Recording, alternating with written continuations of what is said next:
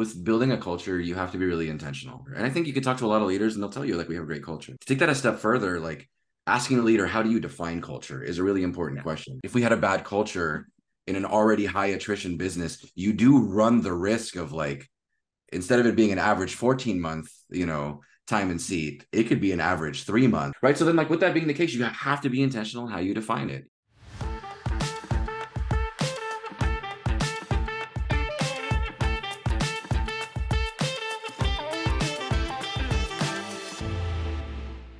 Welcome to the premiere episode of Beyond the Ping Pong Table, the podcast that delves deep into the dynamics of workplace culture. I'm your host, Tabrizi. Our very first guest is none other than Ramzi Kawar, a seasoned professional with over a decade of experience in the realm of tech sales. Ramzi currently serves as a sales development leader at Imply, a company revolutionizing real-time analytics for businesses worldwide. Ramzi, I'm excited to have you here today. Your journey from a sales background to a management role and then to a global leadership position is nothing short of fascinating. Could you walk us through your remarkable path to where you are today? And to kick things off, let's rewind the clock back to your very first job. First job was, remember? Yeah, I remember. It was an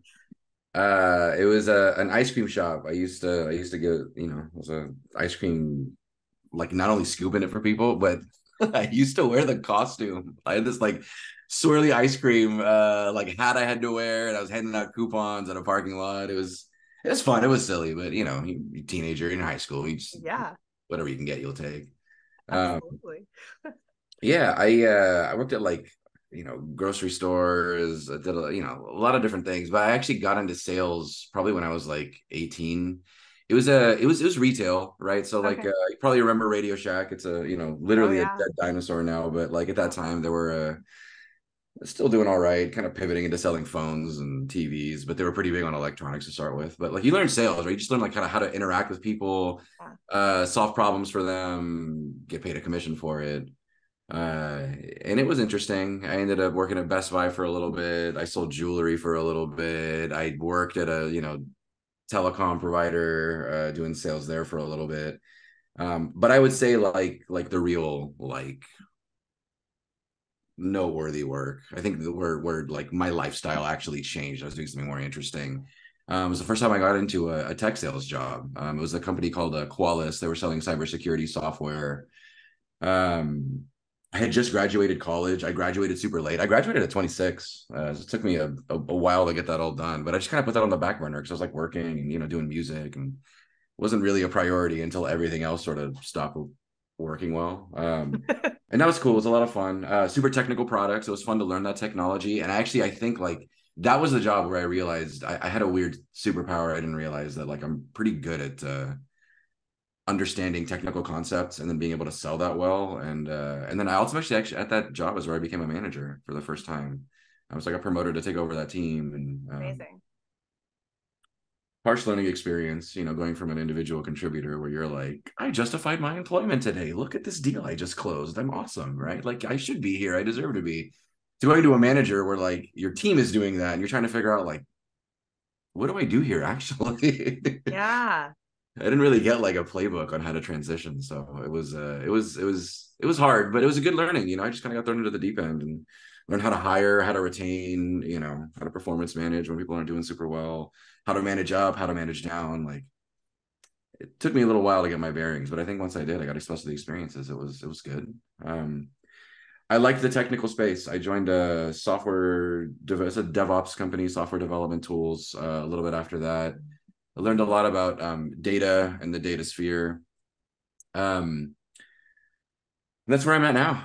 I had never been in a global leadership role before. So this is the first time I get to do that. And like, I knew that was the next step for me because like, you figure out the nuances of like building culture, hiring people, in the US, like you kind of get that down. But then it's pretty interesting when you realize like, oh crap, like I gotta hire somebody in a different country. Like, what are the laws around hiring those individuals? And like, what do they have to do to leave that organization to come into a new organization? How do you think about currency? How do you think about, do you have an official entity there? It's really interesting stuff. So like, I wanted to get exposed to that and figure out sort of what that was going to look like. Could you share your insights on the unique challenges and experiences associated with onboarding when team members are located in vastly different time zones?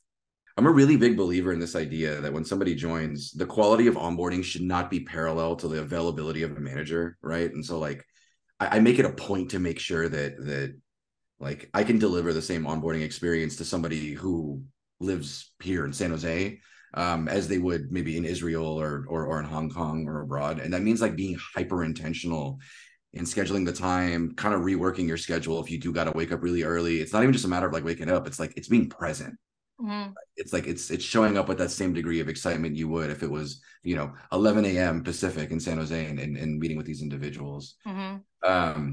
So like from a point of view of a story, yeah, hired individual recently. He's in Israel. Our time zone between California and Israel is it's tricky to kind of get right. We get like a 2-hour window basically where we get the opportunity to. Also interesting about Israel, but and this actually goes back to that earlier question. They work Sunday to Thursday, right? So Friday, Saturday is the weekend. Saturday, Sunday is my weekend. So we only actually get 4 days a week. We get to work alongside one another. And so like navigating that too. It's like, how do I make sure, you got what you need on Sunday?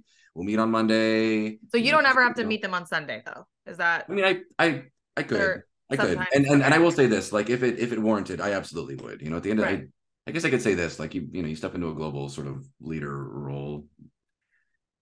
Some people will probably disagree with the comment I'm about to make, but I kind of believe that it's your responsibility to be available whenever the call beckons. And if it's Sunday, if it's Saturday, if it's midnight, if it's it doesn't matter. Like if it's needed, I got to be able to call and respond to whatever's needed. I haven't yet had to, and I think he's been set up, in a good way. But it was interesting trying to figure out like how to align, our timing so we can get like a really sort of proper onboarding, keep it structured well. Also feel for him too, because it's late for him. So it's an equal side sacrifice for both of us. But like when we're both in it, we're both excited about it. It just reinforces the fact that it must be a valuable use of time, right? Have to be prepared. You got to have an agenda. Imagine how much it would suck if like, your boss was like, hey, put an invite on your calendar at 7 p.m. your time. And they show up like, don't really have an agenda. I just wanted to check in. How are you doing? And like, dude, like I got to get dinner. Like I got to go get some of my life. Like, please make this useful if we're going to have these meetings. Right. 100%. So yeah, it's still going through it. He's still, kind of going through the onboarding, remember, I'm also still new too. I'm like 6 months in. So, but it's been good. It's an interesting experience. Like it's exactly what I was looking for when I joined here. So, even if it can be strenuous and I'll show up groggy sometimes, like I'm still pumped. Like I'm in general, philosophically, it fills my cup. I'd like to delve into the topic of work-life balance. Could you discuss the strategies you employ to promote it within your workplace and how you personally set an example as a leader for your team? Yeah, absolutely. Look, like, one interesting thing about the kind of teams that I manage is I look after a group. It's called a sales development team. And like, we kind of focus on creating pipeline for revenue. The thing that's interesting about this role is that it's a somewhat entry-level sales role. Though I would argue, if you were on my team, the bar is pretty high. The standards and the expectations are pretty high. But it is somewhat entry level in that, like, a lot of individuals who are trying to break into tech, it's a pretty good springboard. Like you can get into a more sort of formal closing sales career. You can move into a leadership career. I've seen that happen many times. You can move into a marketing role. You can move into a recruiter role, an HR type role. I've seen people move into product. I've seen people move into engineering and also vice versa, engineering into sales, right? But for that reason, it's kind of like an entry point into tech. And it's a grind. It's hard. A lot of the job is like, you're building email campaigns, you're doing cold calls, right? You're doing social media campaigns. It's a lot of inputs. You're not always getting, the right amount of output you want. And kind of by nature, that means it's a somewhat high attrition business. I think the average SDR, sales development rep, that's what I look after. This isn't just in my team. This is just in general. They stay in the role for about 14 months. Before they move on. And usually you want them to move on for the good reason. You promote them from within, they, find that new thing. And if you can get to a point where majority of your attrition is the positive one, then that's great, right? You're always going to have some that like burn out, don't want to do it. And also some that like try, but just can't cut it. And it sucks when that happens. But by design, it's a somewhat high attrition business. That means when you think about culture is literally everything. I mean, literally everything. It is the piece that like binds people, gets them out of bed in the morning, gets them into the grind, gets them excited about the grind. So like, yeah, work-life balance, it's an overwhelming hell yeah, I think about it, as an example, I make it a point almost every month. I'll go into our HR software and I look to see like who's taking PTO and who's not. Oh. And if you're not taking PTO, I get aggressive with you. I get mean. I'm like, dude, you haven't taken a vacation in like Yeah. 7 months. Are you nuts? Get Yeah. out of here. If I'm Yeah. you, I'm like right on the cusp of like falling apart. Get out of here. Go do anything, please. Right. I Right. need your batteries recharged. I need you refreshed, 100%. So I'm big about that. Absolutely too. Like I try and make it a point, like be sensitive about people's time zones. If you're a manager, you're sending a note at like 9 p.m. Somebody might feel obligated to have to respond at that time. And even if in your head, like, oh, I hope they read it tomorrow morning and get back to me. They don't know what you're feeling. And they're seeing like, oh shit, my manager's hitting me up at, late in the evening. Even something simple like scheduling your message to send in the morning, right? Yeah. Those things go a long way because you're really, really being sensitive to that work-life balance. And I make it a point to do that, right? Like I want people to be able to do their lives. You shouldn't, you should work to live, not the other way around. Absolutely. I had to get that phrase down. What does company culture mean to you? I think of culture as having like three pillars, and everything that I do in service of culture is just around these three, right? Mm-hmm. One of them is this idea of like development, this ongoing development, right? Like every day you should feel like I'm learning more, like 1% a day I'm growing. That's kind of the motto in my group. Aspire to grow 1% a day, right? And here's the thing about this is like in the beginning it's really easy because you're like, I'm learning all this new stuff. It's crazy. Right. But then you start coasting and you're doing good. It's actually pretty hard to like force growth and force development. And like those are the folks I'm thinking about. Right. Yeah. You've been in the seat 8, 9 months. It's like, what did you learn today? What did you try new today? Like, and you really got to be intentional about that. Right. That means like how you make certain investments, the people that you bring on, the kind of education you're wanting to deliver, where you might pull certain resources from, etc. Like you really got to be intentional about that development and like ongoing. And it's not something where it's like, hey, like once a month we're going to do a training. It's like you get into a one-on-one with somebody, you're talking about development. What things did you learn today? What did you do that was interesting? Let's look at the data. Let's try and tie the data to what you actually did. Let's try and teach something as regularly as possible. And I think that that's fairly straightforward, but it's a good thing. You should leave the team feeling like I'm a totally different person than when I joined this team. Like I'm smarter, better. I know how to do things, in a more professional way, and that's exciting. I think the second is trust. I do operate under the idea that like trust is earned, not expected, and I kind of view that as a two-way street. And that's especially true when like if I bring somebody new on, I don't expect them to trust me yet, and I make it my point to earn it, right?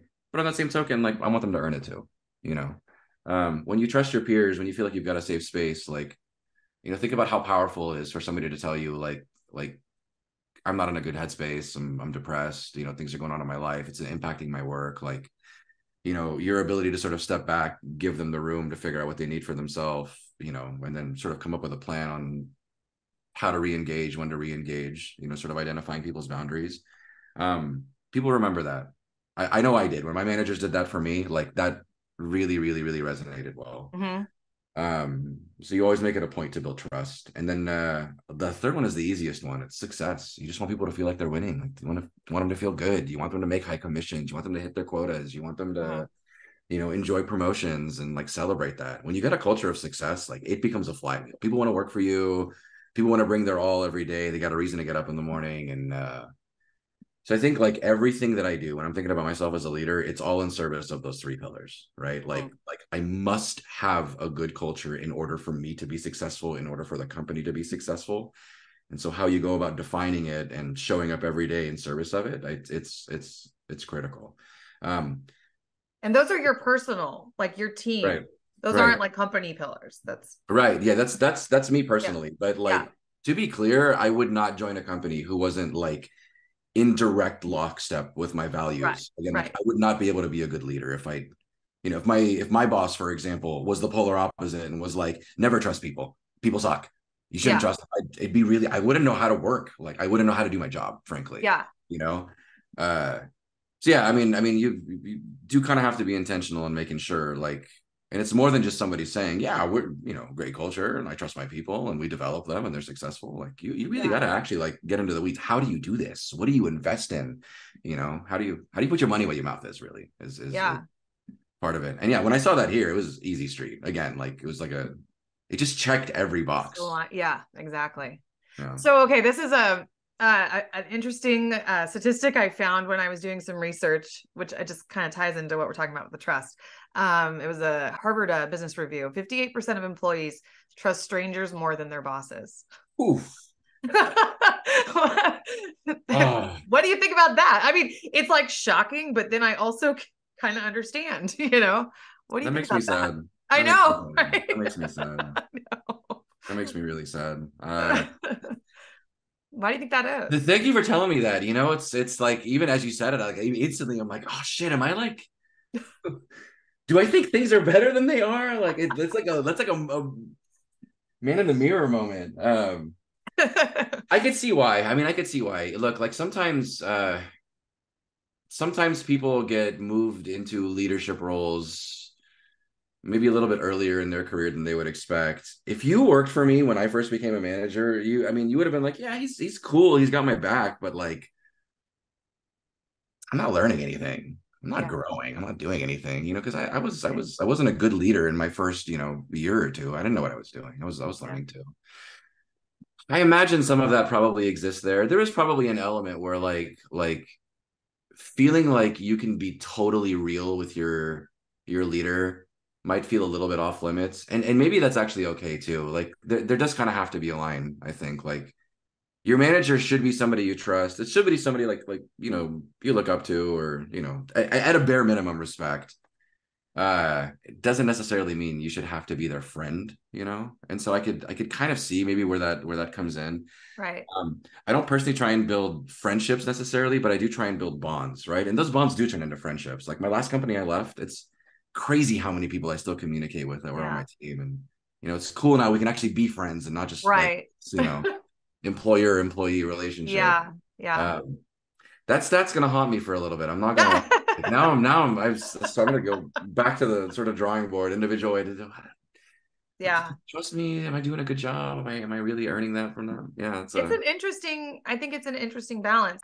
I'm curious if you have maybe a story around how your team, within your team, how company cultures had a positive impact on their life, both, maybe internally or externally outside of the company.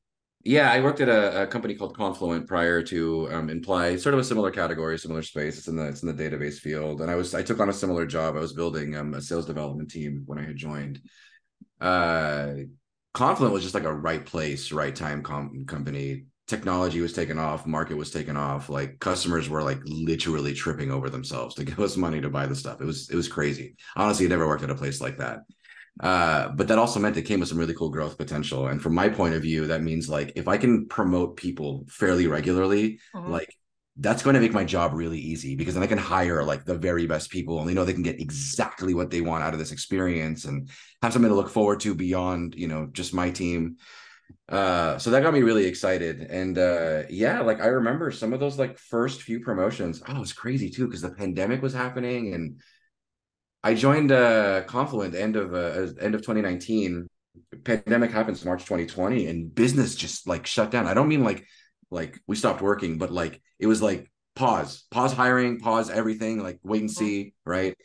And you had a lot of individuals who frankly were like deserving of moving up. They were incredible performers. They showed up every day. They're people I would can still continue to advocate for, but there was just no opportunity for them. Like they're getting kind of burnt out, longer timelines than they had expected. They weren't feeling super good about it. And it sort of felt like suddenly all at once, like we just acknowledged this is sort of the new reality. We'll continue to navigate it as it happens. And Mhm. more opportunities started to pop up for promotions. And I got very aggressive on trying to promote literally all of the top producers at once, which was a good learning for me. You don't do that. That's not a good idea, because, I go from like riding high, killing it every quarter, and all of a sudden, like all the people who were the very best are not on my Yeah. team anymore. So it's a true Yeah. rebuild. But I actually felt like that was okay. I frankly like I took that pain on my shoulders because I wanted them to enjoy that kind of career growth. And it wasn't that painful anyway. We were able to bounce back pretty quick. But I'm really pumped because every one of those individuals, like, they're doing phenomenal. They ended up making a couple moves after that first promotion. Got really good jobs, making really good money. Those are some of the people I'm still in like very regular contact with. Mm-hmm. And yeah, like buying houses and moving into new cities and starting families. And like, to be clear, they were phenomenal at what they did. All I was able to do was really kind of like help them find a door that they can walk through to like move, but they deserved it. I mean, to be clear, like these are really phenomenal individuals. That was like a good reminder of why I did this job, especially like one of the women that was on my team when she said like, hey, like I finally get to, go buy a house literally. That's Because I'm in this, I don't know. which There was is such a really cool. feat. Let's just, in Yeah. Bay Area. Really fills your cup. It really fills your cup, Yes, You're like, it that's does. fucking awesome. Let's Yeah. go. Congrats. Yeah. That's what I'm talking about. Yeah, and you build like lifelong bonds, I think, with something like that. So I love it. It's why I do this job. It's a hard job. Like sales development can suck. There's no question. You know, Mm-hmm. nobody wants to get cold called. Think about what it's like on the other end of like, all right, I'm gonna do it. I'm gonna get rejected left and right, but I'm hoping to find that, diamond in the rough. It can be a grind, you know what I mean? And so like it's just a good reminder that when you can help sort of elevate people and put them in that next step, like there's really no feeling like it. How do you celebrate wins, large or small? Yeah. So like there's a couple things I've kind of noticed like a lot of companies sort of embrace, but I think they're all good things, right? Because it's an opportunity to get like regular recognition, and they actually become meaningful when you see people's names pop up over and over again for like great wins they do. Because then it builds like a personal brand of that company where you're like that's somebody we need to invest in Oh, more. I We like want that. that person Yeah. at this company. They're doing, Yeah. great shit. Like we want that. So Never like thought about a personal brand within a company. That's like, totally. Oh, that's a huge. Oh no. Personal brand is so critical, oh, we right? got to talk about that then. We'll keep going. Critical, right? It's critical within a company because especially in a remote world, you don't see these people. They don't know how you operate. So if it's just like, here's this person who keeps winning for various reasons, like Yeah. in a lot of ways, if you're in a meeting with that person, you better meet them for the first time. Somebody doesn't want you to work with that person. You just already have this expectation. They have a high caliber around how they operate, and it gets you pumped, right? Like you Yeah. want to work with people like that. Yeah. Some things I've seen, like people do things, where they have like Slack channels where they like kind of celebrate to the whole company's in it. So even little wins, like, hey, this person did something really cool for this customer. They really went out of their way, deserves recognition. Hey, this new person who just joined, just got their first, fill in the blank, like high five, more to come, right? Like that stuff, it feels good. You're getting your name out there. It goes a long way. Uh but again, kind of going back to the comment I made a little earlier that because like my world can be a high attrition business, like I don't actually think that's enough. Like we have a lot of like official programs within the company to recognize a lot of things. Every all hands, we're shouting somebody out for, how somebody may align with company values and they're going to win an award. Back in August, like I got one of these, for Love it. core value. Yeah, it's tight. It's cool. Like it's like sitting right here next to me, and I'm pumped. And like Yeah. it's You're like, hell yeah. I love, yeah, for sure. And there's music everywhere. I'm obviously like Right. it's a particular kind of pumped about this. That's so cool. But then like to take it a step further, there's also this component where like sometimes you actually have to dig to go find things to recognize people for, and I'm intentional about that. Talk about that. Somebody, yeah, right. Like it won't show up on a dashboard. You won't get like an email from a customer or somebody saying like this person did something, phenomenal. But you might see like, hey, this person was able to get a meeting with the CEO of a company, to have a potential sales conversation.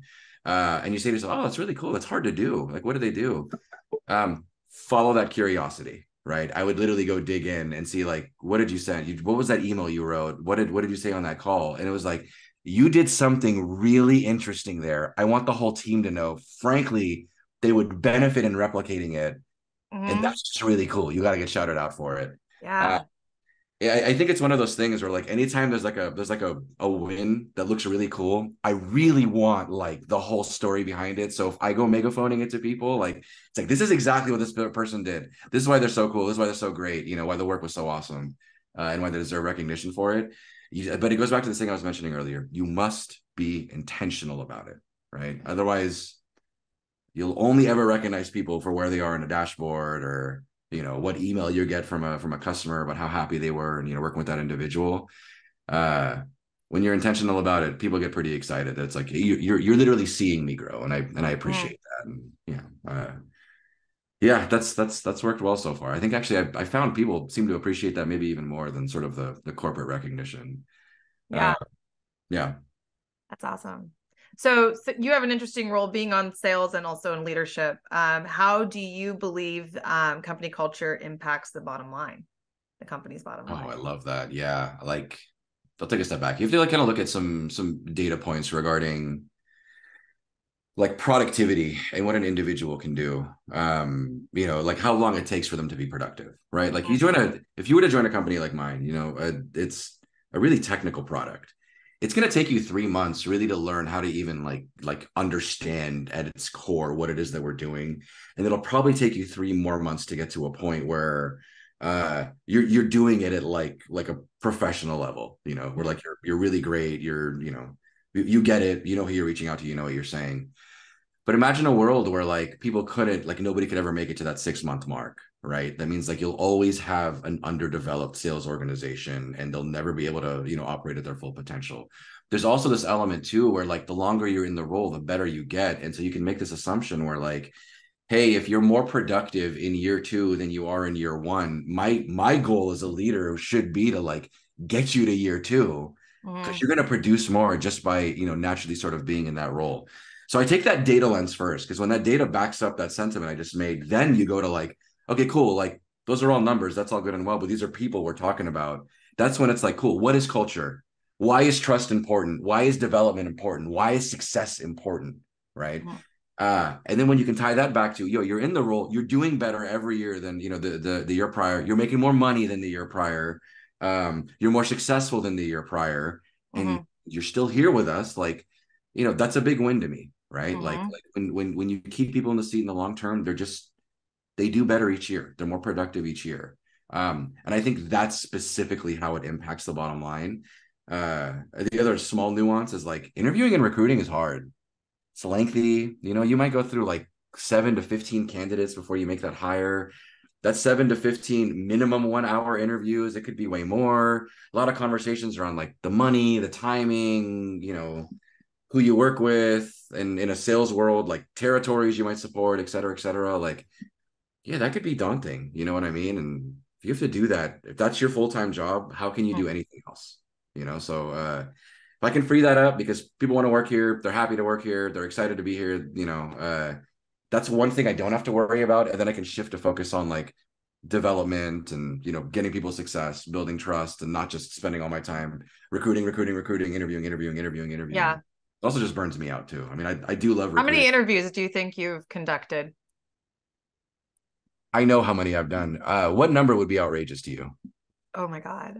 I don't know. Okay. Over the course of 10 years? Yeah.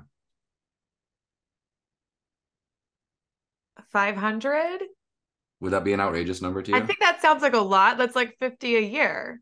Yeah. You're actually not too far. Yeah. It's a little over 600, a little over 600 interviews. Wow. You know the number. Yeah. Well, you get to a point sometimes where like at my last company is where I got the bulk of it. I think I did over 400 interviews at Confluent. How many terminations have you had to make? A lot less. Out of curiosity. A lot less. A lot less. That's a good sign. That's a good sign. I don't know. Maybe a dozen. Maybe a dozen. Maybe a dozen. That I don't count. I will say, like I don't like to do it. It's the worst part of a job. Oh, it's the worst. Absolutely. It sucks. It sucks. Yeah. It sucks. Yeah. So then now you're in a position where you don't have to do the interviews so much anymore. No, not true. Not true. Not true. Okay. You know what though? That's maybe more my fault because I just, when you're building a good team, you want people to like want to work with one another. You want people to be able to trust each other. It's not just trust between me and you, it's trust between your peers. And so like, no, I do want to, and maybe I'm just a control freak. I am a control freak. That is the reason. Like I'm admitting it. I'm a control freak. This is the issue. This is the reason why I do 600 interviews. It's because like I want to make sure we're making the right hire. Okay. And the right hire isn't just can you do the job? It's like, are you going to enjoy the people you work with? Are they going to enjoy you? Like, can they trust you? Can you trust them? What's cool is this last conference. I was just there this last week. I got to see a lot of my old colleagues, and I, it was great to hear like some of these folks I hired are now like roommates with one another. You know, they're like really good friends. They're going out every Friday. They're like one another's best friends, and in a lot of ways that was by design. That's another way, by Yeah. like protect against attrition. When you got more at stake than just the job, it's like these are my people. This is like Yeah. these are people I want to be around. I love that. Yeah, we were Mhm. like pretty intentional in trying to build that. Um, so yeah, it's why I do it to myself, but it's for the right reasons. Can you share some insights into your recruiting process? What strategies or approaches have enabled you to consistently attract the right talent to your organization? Yes, there's one thing that has worked really well for me, which is, and it's just from the experience of having also interviewed a bunch of times. I don't really see the point in being like mean or being like out of bounds to somebody in an interview. And I purposefully try and be somebody you want to work with. Like Yeah. at the end of the day, you're interviewing with a company. You really don't know what you're going to get. Yeah. Really have no idea. Like, I can tell you, oh, it's the greatest thing since sliced bread. You're gonna love working here. It's amazing. Blah blah blah blah. And then you get there and you're like, well, this place is a shit show. What Right. did I sign up for? Right. Right. But because people have that uncertainty, you have to imagine this in a scenario where like you really like a candidate and they have three competing offers. They're gonna remember like, I hate to put it as rudimentary as this, who had the best vibe? Where Yeah. did I feel like I got to be myself, the best? And so like for me, what's helped me in a huge way with like hiring the people I want to and like not getting beat by, competitive offers is being myself, being as real as possible, being radically transparent, uh but also just trying to like demonstrate why this is a good place. It's a lot of selling myself. It's uh I Give me an get the example. Like, impression. give me an example. Like, say I'm sitting in an interview. I want to hear what you All said. right. I Yeah. would I would literally kick the interview off by saying something like, first and foremost, I really appreciate you giving me your time. I know that I'm on this end considering you, but you're also, considering us. And we need to check your boxes the same way, you're gonna check ours. Yeah. What that means is in this interview, no question is out of bounds. Anything you might deem as a hard question, I love them. I want you to ask them. I want to know what gives Yeah. you anxiety, right? Uh I want you to feel comfortable asking me anything. There's no such thing as a hard question in this interview. So like I want to be as radically transparent as possible. I want to tell you the good, but I also want to tell you the bad and the ugly. Right. So whatever I can tell you to help this be an informed decision for you, please use me as that resource. Mhm. Uh, it's crazy that you can offer that. A lot of people don't take it, but the ones that do, like, and you can address them directly and you feel good about them and they feel good about you, it's in the bag. Like that's it. That's it. You've got it. They see it. They know what they're signing up for. They know what's gonna suck, but they know it's gonna be great. They feel good about the opportunity at large, and they get pumped about it.